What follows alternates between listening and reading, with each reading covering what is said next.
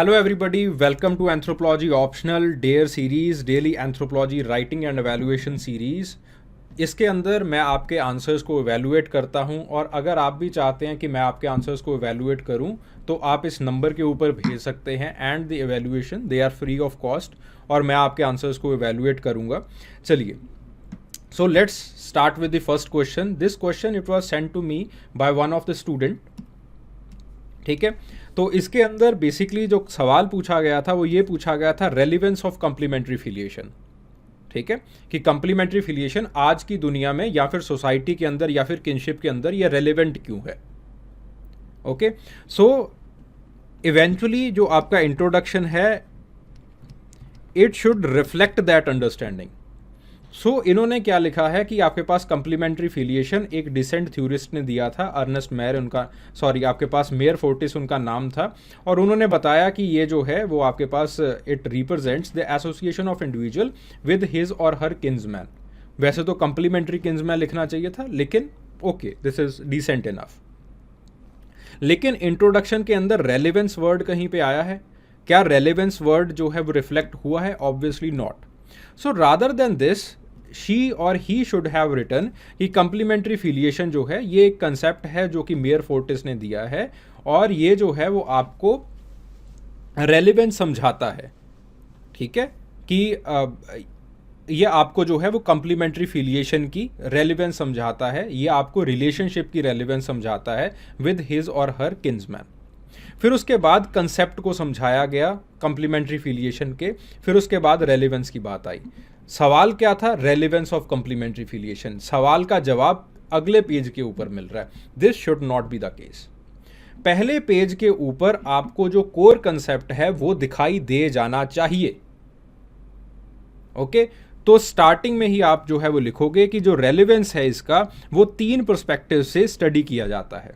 पहला पर्सपेक्टिव है functionalist perspective या फिर स्ट्रक्चरल फंक्शनलिस्ट पर्सपेक्टिव, जिसके अंदर मेयर फोर्टिस आते हैं और ये कहते हैं कि आपके पास कुछ ऐसी ज़रूरतें होती हैं जो कि कंप्लीमेंट्री फिलिएशन जो है वो पूरी, जिसकी जो है वो पूर्ति करता है। फॉर एग्जांपल ब्राइड प्राइस के अंदर मदद कर देता है, एजुकेशन के अंदर मदद कर देता है, प्रॉपर्टी जो है वो उसकी इनहेरिटेंस के अंदर मदद कर देता है, एक्सेट्रा एक्सेट्रा, क्राइसिस के अंदर मदद कर देता है। So this is from the functionalist perspective. Then उसके बाद अगला जो है वो स्ट्रक्चरलिस्ट पर्सपेक्टिव आता है। स्ट्रक्चरलिस्ट पर्सपेक्टिव कहता है कि अलायंस फॉर्मेशन के अंदर आपका ये जो कंप्लीमेंट्री फिलिएशन है वो आपकी मदद करता है।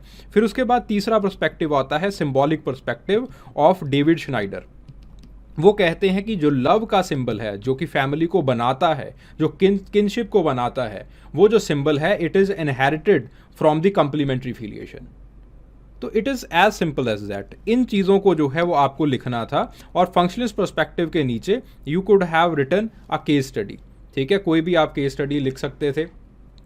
ठीक है, अगर तिब्स की केस स्टडी लिखना चाहते हो तिब्स की लिख सकते थे, तलेंसिस की लिखना चाहते हो तलेंसिस की लिख सकते थे। Any case study you could have written. ज़रूरी नहीं है कि आपको वही केस स्टडी लिखनी है।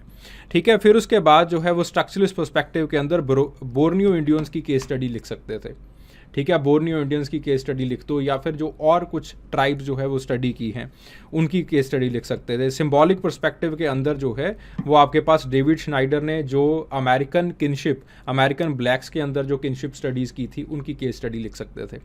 ठीक है, तो अगेन आपने दलील दी है, एक आर्गूमेंट रखा है, उसके नीचे उसका एग्जाम्पल, आर्गूमेंट रखा है एग्जाम्पल, आर्गूमेंट रखा है एग्जाम्पल। तो इससे बहुत क्लियरली ये चीज़ जो है वो रेलेवेंस ऑफ किनशिप जो है वो सेटिस्फाई हो जाती। ओके, सो ऐसे क्वेश्चन को जब बहुत स्पेसिफिक क्वेश्चन पूछा जाता है तो आपका आंसर भी उतना ही स्पेसिफिक होना चाहिए, उतना ही टू द पॉइंट जो है वो होना चाहिए। ठीक है, आंसर गोलमोल नहीं होगा, आंसर टू द पॉइंट होगा, स्पेसिफिक होगा, एक्सप्लेनेटरी होगा, नंबर भी उतने बढ़िया आएंगे। तो ये क्वेश्चन बिल्कुल गलत नहीं है, इसके अंदर वो सारी की सारी चीज़ें हैं जो कि होनी चाहिए, एसेंशियल चीज़ें हैं। बट अगेन अगर आपको अच्छे मार्क्स लेने हैं तो इस तरह से लिखना होता है, स्पेसिफिकली टू द पॉइंट लिखना होता है। ठीक है, चलिए, so thank you very much. अगर आपको भी अपने आंसर्स एवेल्युएट करवाने हैं तो आप इस नंबर के ऊपर आप भेज सकते हो, and it is free of cost, कोई दिक्कत वाली बात नहीं है। You are in any other test series etcetera, matter नहीं करता है, आप इसके ऊपर भेजिए and I will evaluate them. Okay.